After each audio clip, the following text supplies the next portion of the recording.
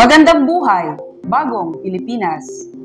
Ikaw ba ay may mga online bank accounts na ginagamit mo sa iba't ibang pinansyal na transaksyon? O kaya na may ginagawa mong savings account?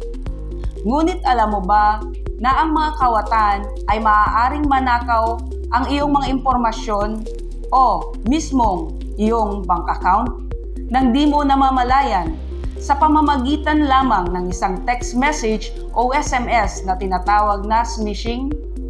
Paano ba natin ito maiiwasan?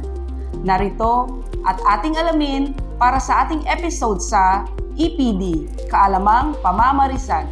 Alam ng karaniwang tao ang tungkol sa phishing o mga scam sa email, ngunit ang hindi nila alam na maaari din silang puntiryahin ng mga scammer sa pamamagitan ng mga mapaglinlang na text message na pinapadala sa kanilang mga smart device o tinatawag na smishing, isang kombinasyon ng SMS o pinaikling short message service at phishing. Ang isang karaniwang mensahe ng smishing scam ay maaaring galing bangko at may kasamang link o numero ng telepono para matukso kang mag-click o tumawag. Kung makiklik o tatawag ka, malaki ang posibilidad na ikaw ay maloko. At dito magsisimulang kumilos ang mga scammer na magmamanipula sa iyong personal impormasyon na mabebenta o magagamit nila sa iba pang pang-scam. Maaari ka ring subukang hikayatin ng mga smisher na mag-download ng malware sa iyong device. Narito ang mga ilang safety tips upang maiwasang maging biktima ng smishing. Huwag ka kailanman magkiklik ng mga link, tutugon sa mga text message o tatawag sa mga numerong hindi mo nakikilala. Huwag tutugon kahit hinihiling sa iyo ng mensahe na i-text ang stop upang hindi na makatanggap ng mga ganoong mensahe. I-delete ang lahat ng kahina-hinalang text.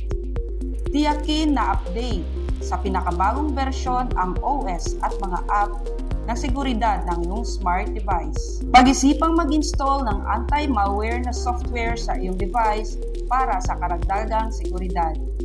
Alamin o beripikahin ang mga kahina-hinalang text sa pamamagitan ng paghahanap ng opisyal na website ng kumpanya o ahensya ng nag-text sa iyo. Tumawag o mag-email sa kanila ang natanggap na email o text para makumpirma ang impormasyon. Kung magiging biktima, ay agad na i-report ito sa PNP, Anti-Cybercrime Unit.